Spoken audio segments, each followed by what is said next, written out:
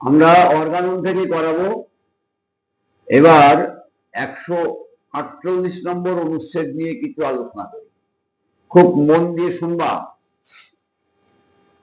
প্রাকৃতিক ব্যাধিকে কখনোই মানবের ভেতরে বা বাহিরে অবস্থিত একটি অনিষ্টজনক স্থূল বস্তু বলে লেখা আছে, বস্তু বলিয়া মনে করা উচিত নয়। তার মানে এই একটা কথার মানে হচ্ছে, যেমন আমাদের সমাজে একটা কথা আছে, মানে প্রচলিত কথাটা অ্যালোপ্যাথদের দ্বারা প্রচার হয়, আর আমাদের মতন অজ্ঞ হোমিওপ্যাথ ডাক্তারের মুখ দিয়ে প্রচার হয়। কি না, ওই আপনার পেটে কৃমি আছে তো, ওই জন্য আপনার ক্রমান্বয়ে শুকিয়ে যাচ্ছে। আপনার এই ভাইরাস, এই ব্যাকটেরিয়াটা শরীর আভ্যন্তরে আছে তো, যার কারণে এই রোগটা আপনার হয়েছে। আপনার জরায়ুতে একটা পলিপস আছে তো, যার কারণে আপনার ওই রকম ব্লিডিং হচ্ছে। মানে রোগের কারণটা যেন স্থূলভাবে শরীর আভ্যন্তরে বা শরীরের বাইরে লুকিয়ে আছে। ওই গায়ে চুলকাচ্ছে, ও আপনার ওখানে ফাঙ্গাস জন্মে গেছে। মানে রোগের কারণ স্থূল হিসাবে আমাদের আদর্শ হোমিওপ্যাথিক ছাড়া অন্যান্য অনেক বিজ্ঞানে রোগের কারণটাকে স্থূল করে ধরা হয়। আবার অনেক সময় উত্তেজক কারণকেই কারণ বলে ধরা হয়। ওই ঠান্ডা লেগে স্নান করেছি তাই আমার জ্বর হয়েছে। ঠান্ডা লেগে তো আমরা দুই বন্ধু একসাথে চান করেছি, তার তো জ্বর হলো না, আমার জ্বর হলো কেন? এই জ্বরটা কিন্তু এখানে উত্তেজক কারণ, মূল কারণ শরীর আভ্যন্তরে। সেটা কি বলছে? প্রাকৃতিক ব্যাধিকে, ন্যাচারাল ডিজিজ যেটা মানবের হয়, কখনোই মানবের ভেতরে বা বাইরে অবস্থিত একটি অনিষ্টজনক স্থূল কিছু লুকিয়ে আছে বা ওর মধ্যে আছে, এটা ধারণা করা আমাদের ঠিক না। অন্তত পারফেক্ট হোমিওপ্যাথি ট্রিটমেন্টের সেই মনেটা করতে হয়। ওই বুকের মধ্যে সমস্যা আছে তাই জ্বর থাকছে না। তা বুকের মধ্যে সমস্যাটা আছে কেন? আপনার গ্যাস হয়েছে তাই বুকে ব্যথা। জানি গ্যাসটা হলো কেন? খাওয়ার জন্য। তা খাওয়া তো আমরা সবাই মিলে একসাথে একই খাবার খেলাম, তাদের হলো না, আমার হচ্ছে কেন? কারণ কোথায়? মূল কারণ কোথায়? মূল কারণ কি? উত্তেজক কারণ কি? এই সমস্ত গুলি তো জানতে হবে। রোগ কি, রোগ লক্ষণ কি, রোগ ফল কি, খেয়াল রাখতে হবে এগুলি। বলে বস্তুত ইহা একটি বৈরী ভাবাপন্ন আত্মার সদৃশ্য, ব্র্যাকেটে লেখা আছে ধারণাযোগ্য, স্পিরিচুয়াল আত্মস্বরূপ শক্তি, যাহা এক প্রকার সংক্রমণের ন্যায় শরীর মধ্যস্থ আত্মার সদৃশ্য। আবার বলছে ধারণাযোগ্য জীবন তত্ত্বের প্রাকৃতিক অবস্থিতিকে বিশৃঙ্খল ও দুষ্ট প্রেতাত্মার মতো উৎপীড়ন করিয়া কতকগুলি শারীরিক ও মানসিক অসুস্থতা ও নিয়মিত জীবন ক্রিয়ার ব্যতিক্রম সকল উৎপাদন করিতে বাধ্য করে, অর্থাৎ রোগ শক্তি। এখানে একটু বিশ্লেষণ করে বলা আছে, ঘুরিয়ে ফিরিয়ে নানান ভাষা দিয়ে বলা আছে। রোগ শক্তি সহজ ভাষায় বলতে গেলে ডিজিজ পাওয়ার, রোগ শক্তি। এই রোগ শক্তি শক্তি, রোগ শক্তিটা হচ্ছে শক্তি। এই রোগ শক্তি দ্বারা আমরা আক্রান্ত হই। আমাদের মধ্যে কি আক্রান্ত হয়? প্রাণ শক্তি আক্রমণ করে। প্রাণ শক্তিও কিন্তু স্পিরিচুয়াল, আত্মস্বরূপ আত্মার মতো স্পিরিচুয়াল, দেখা যায় না, অনুভব করা যায়। সেই জীবনী শক্তি, সেই প্রাণ শক্তি বা ভাইটাল ফোর্স ডিজিজ পাওয়ার দ্বারা আক্রান্ত হয়। আর ডিজিজ পাওয়ার দ্বারা আক্রান্ত হলে তখনই আমাদের শরীর আর মনের মধ্যে নানান ধরনের অস্বাভাবিক, অদ্ভুত, বিরল বা কিছু সাধারণ রোগ লক্ষণ প্রকাশ পায়। যদি বলে কেন ব্যাকটেরিয়া ঢুকেছে, তো তরুণ রোগের ব্যাকটেরিয়া ঢুকেছে তাই রোগ হচ্ছে। যদি ব্যাকটেরিয়া ঢুকেছে তাহলে আমার বাড়িতে সংক্রমণ ব্যাধি বলছি, তাহলে মায়ের পক্ষ ছিল, মায়ের কোলে বাচ্চাটা আছে তার পক্ষ ছিল না কেন? সংক্রমণ কোথায়? তাহলে এই সংক্রমণের পেছনে কে সংক্রমণ হলো আর কে সংক্রমণ করলো না, যদি ভাইরাসের সংক্রমণ করার ক্ষমতা থাকে তাহলে শরীরাভ্যন্তরে সংক্রমণ হবার একটা প্রবণতা থাকতে হবে। সংক্রমণ হবার প্রবণতা হচ্ছে জীবনী শক্তির দুর্বলতা, তবেই কিন্তু সে আক্রান্ত হচ্ছে, তাহলে সেই ভাইটাল ফোর্স। আচ্ছা, এইবার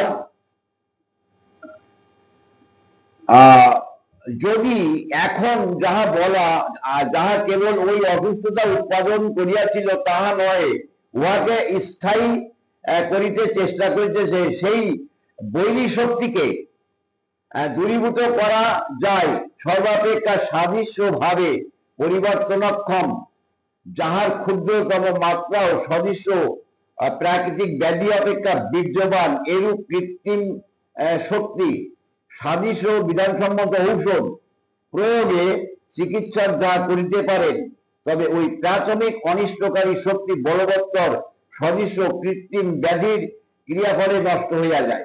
তাহলে কি হয়? তাই আমরা যখন অসুস্থ হই তখন রোগ লক্ষণগুলি প্রকাশ পায়। তাহলে এইটাই হচ্ছে ন্যাচারাল ডিজিজ বা প্রাকৃতিক রোগ। আর আর্টিফিশিয়াল ডিজিজ অর্থাৎ ঔষধ সাদৃশ্য বিধানে সূক্ষ্ম মাত্রায় সূক্ষ্ম শক্তিতে যখন প্রয়োগ করা হয় তখন দুটো শক্তি একই, যে কারণে দুর্বল তরটা চলে যায়, সেখানে দাঁড়িয়ে যায় ঔষধ শক্তি। ঔষধ শক্তি কৃত্রিম বলে সেও ক্রমান্বয়ে আস্তে আস্তে আস্তে আস্তে মন্দীভূত হয়। মন্দীভূত হয়ে গেলে তখন জীবনী শক্তি ওকে তাড়িয়ে দেয়, যে তোকে আর আমার দরকার নেই। ডিজিজ পাওয়ারকে তাড়াতে পারছিলাম না, তুই এসছিস, তুই ডিজিজ পাওয়ারকে তাড়িয়ে দিস, এখন আমি রোগ শক্তি দ্বারা আক্রান্ত নেই, তুইও ক্রমান্বয়ে কমতে কমতে অনেক কমে গেছিস, তা এবার তুই যা। বোঝা গেল? যখন বাড়িতে ডাকাত পড়লো, আমি ফোন করলাম থানায়, পুলিশ আসলো রাইফেল বন্দুক ফন্দুক নিয়ে। তাহলে কি চোর ডাকাতের কাছে মারণাস্ত্র আছে, তারাও মারণাস্ত্র নিয়ে আসলো, দুটো সিভিলিয়ান, কিন্তু দুটোর প্রকৃতি আলাদা। এইবার পুলিশ আসা দেখে এরা কিন্তু পালিয়ে গেল।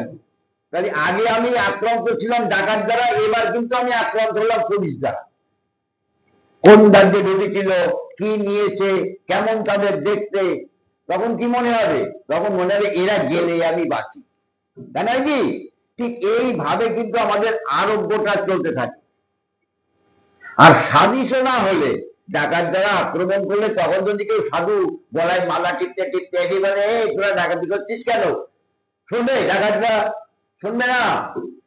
সিমিলিয়ার হতে হবে এবং শক্তিকৃত হতে হবে। আর দুটোর উৎপত্তি স্থল বা দুটোর প্রকৃতি আলাদা হতে হবে।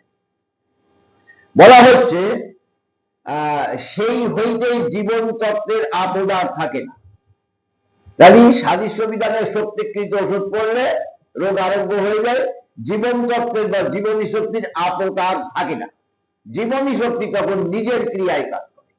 দেখো, জেমস ক্যালকের বলছে, মধ্যে বলা আছে যে তুমি শক্তিকৃত ওষুধ দিয়ে রোগীর দেহেতে পাহাড় পরিমাণ পরিবর্তন কিছু করিতে পারো না। তাহলে কি করো?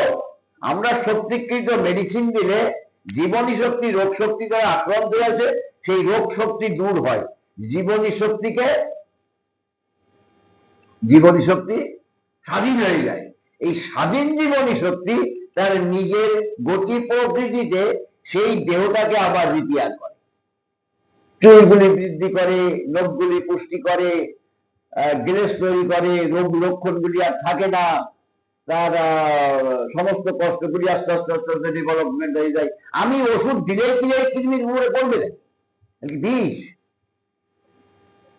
যেমন ক্যালকের মধ্যে বলা আছে যে যখন কৃমি জন্মায়, এই কৃমি জন্মার অনুকূল পরিবেশ যদি রোগীর অভ্যন্তরে থাকে, অর্থাৎ হজম যন্ত্রের যদি গোলযোগ থাকে, তাহলে কিন্তু কৃমি জন্মাবে। অর্থাৎ বীজে মাটিতে যেমন কেঁচো জন্মায়, অনুরূপ ভাবে হজম শক্তির গোলযোগ থাকলে, অন্তরুচ্ছেদ্য অবস্থা যদি থাকে, কৃমি বাস করার অনুকূল পরিবেশ যদি পেয়ে যায়, আর তার খাদ্য এবং বংশ বিস্তার করার মতন যদি তার পরিবেশ থাকে, তাহলে কৃমি বাড়বে। যখন হজম ক্রিয়া সংশোধন হবে আমার শক্তিকৃত মেডিসিন দ্বারা, তখন কৃমির আর খাবার থাকে না, কৃমি আর বাস করার মতন জায়গা পায় না, কৃমি আর বংশ বিস্তার করতে পারে না, কৃমিগুলি আর থাকে না। কেন্দ্রের বলছেন কৃমিগুলির কি হয় আমি বলিতে পারি না। বোঝা গেল? তাহলে আমরা প্রাণ শক্তিকে ট্রিটমেন্ট করি। এখানে একটা টিউমার হয়েছে, তাই টিউমারটা কেন টিউমারটা হলো? ম্যাল নিউট্রিশন। যখন নিউট্রিশন ফাংশন বলি সুস্থ হবে, তখন এটা পুষ্টি পাবে না, এ আউট হয়ে যাবে। তাই ওষুধ খেলে কিন্তু এটা যাবে না। আগে আগে প্রাণ শক্তি সুস্থ হবে, তারপরে বাহ্যিক ফলগুলি দূর হবে। আগে ফল যাবে না, এগুলি রোগ ফল। যদি যেমন বলা হয়ে আছে সদৃশ বিধান মতে নির্বাচিত ঔষধ উপযুক্ত ভাবে প্রযুক্ত হয়, তবে অল্প সময়ে সংজাত অচির ব্যাধি অজ্ঞাতসারে কয়েক ঘন্টার মধ্যে অন্তর্নিহিত হয়। যদি মেডিসিন সাদৃশ হয়, তাহলে যদি তরুণ রোগ হয় অচির ব্যাধি, তাহলে কয়েক ঘন্টার মধ্যে কিন্তু রোগী সেখানে সুস্থতা বোধ করবে। বুঝা গেল? তখন সেখানে যান্ত্রিক পরিবর্তন বা নানান ধরনের অবস্থা কিছু প্রকাশ পায়নি, যদিও লক্ষণগুলির প্রাচুর্য আছে বা কষ্টকর আছে। তাই বলছে যদি যেমন বলা হয়েছে সদৃশ বিধান মতে নির্বাচিত ঔষধ উপযুক্ত ভাবে প্রযুক্ত হয়, তবে অল্প সময়ে সংজাত অচির ব্যাধি অজ্ঞাতসারে কয়েক ঘন্টার মধ্যে অবতীর্ণ হয়। কয়েক ঘন্টার মধ্যে। বোঝা গেল? আর আরো কিছু অধিক দিনের চিরব্যাধি, আরো কিছু অধিক দিনের চিরব্যাধি অর্থাৎ ক্রনিক ডিজিজ, বহুদিন ধরে আমার শরীরাভ্যন্তরে আছে। উচ্চতর শক্তির একই ঔষধের অনেক মাত্রা প্রয়োগ কিংবা এক না হয় অন্য সদৃশ বিধানসম্মত ঔষধ নির্বাচনের পর, অর্থাৎ একটা ওষুধে যদি আরোগ্য হয় ভালো, তাহলে বেশ কিছু লক্ষণ আরোগ্য হয়েছে, বেশ কিছু লক্ষণ নতুন করে এসছে বা অবশিষ্টাংশ আছে, যদি দ্বিতীয় মেডিসিন নির্বাচন হয়, অর্থাৎ সেকেন্ড প্রেসক্রিপশন যদি অন্য মেডিসিন করতে হয় তাই করতে হবে। এইভাবে কিছু অধিক দিনে প্রশমিত হয়। তরুণ রোগ যেমন আরোগ্য হবে, ক্রনিক ডিজিজ কিন্তু সেভাবে আরোগ্য হয় না। সেটা কতদিন ধরে ভুগছে, কত যান্ত্রিক পরিবর্তন আছে, কেমন তার বয়স, অনেক কিছুর উপরে নির্ভর করে।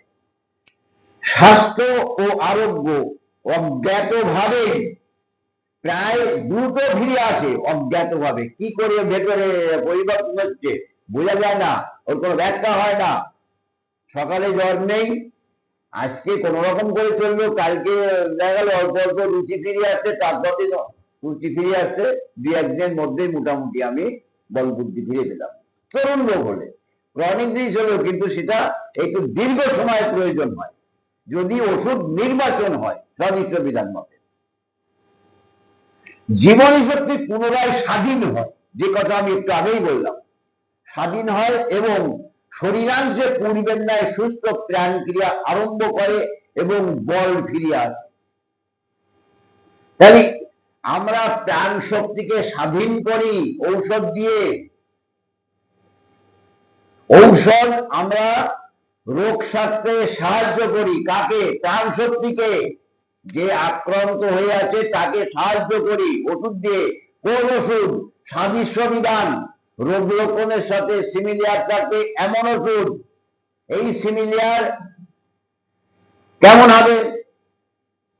বিশেষ লক্ষণ, অদ্ভুত লক্ষণ, অসাধারণ লক্ষণ, বিরল লক্ষণ, রোগের গতি প্রকৃতি, মডালিটিস, মানসিক লক্ষণ। এক কথায় সাধারণ লক্ষণের কোনো মূল্য নেই, এখানে কোনো আলোচনাই নেই। এই লক্ষণের সাথে যখন সিমিলিয়ার হবে সেটাই হবে সাদৃশ্য মেডিসিন। আর সাদৃশ্য মেডিসিন যখন পড়বে তখন তরুণ রোগ কয়েক ঘন্টার মধ্যে সে আরম্ভ করা শুরু করবে, আর পুরাতন রোগে তার থেকে একটু বেশি সময় লাগবে। এবং প্রাণ শক্তি স্বাধীন হয়ে গেলে সে নিজের ক্ষমতায় বল বুদ্ধিগুলি দেহতে ফিরে আসবে। বোঝা গেল? এই হচ্ছে আমাদের 48 নাম্বার অনুচ্ছেদ। তাহলে নিশ্চয়ই বোঝা গেল তাই রোগ কি? রোগ একটা স্পিরিচুয়াল পাওয়ার, স্থূল কোনো দ্রব্য শরীরাভ্যন্তরে লুকিয়ে থেকে রোগ প্রকাশ করছে, অন্য চিকিৎসা বিজ্ঞানে কল্পনা করে করুক, আমাদের কল্পনার স্থান নেই। আমরা কি জানি? আমরা জানি শরীরাভ্যন্তরের প্রাণ শক্তি রোগ শক্তি দ্বারা আক্রান্ত হয়ে আছে।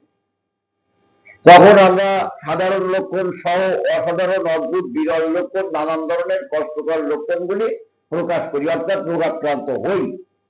রোগাক্রান্ত হলে আমরা কি করি? আমরা কি কেটে পলিশ বাদ দিই? আমাদের ওষুধ দিলে পলিশটা আরম্ভ হয়। আমরা কি ওই বিষ জাতীয় ট্যাবলেট খাইয়ে কৃমি মারি? না, আমরা হজম ক্রিয়াটা সংশোধন করি। তাহলে আমরা যখন সাদৃশ্য বিধানে ওষুধ প্রয়োগ করি তখন প্রাণ শক্তি স্বাধীন হয়, হলে ওর নিজের ক্ষমতায় ওই দেহটাকে আবার সুস্থ করে তোলে। বোঝা গেল? এই হচ্ছে 48 নম্বর সূত্রের মর্মার্থ। তাই তরুণ লোক কয়েক ঘন্টার মধ্যে সুস্থতা অবলম্বন করবে, সুস্থ বোধ করবে, এবং পুরাতন রোগে একটু দীর্ঘ সময় প্রয়োজন হবে, তার থেকে অনেক সময় প্রয়োজন হবে। বোঝা গেল? থাক এই পর্যন্ত 48।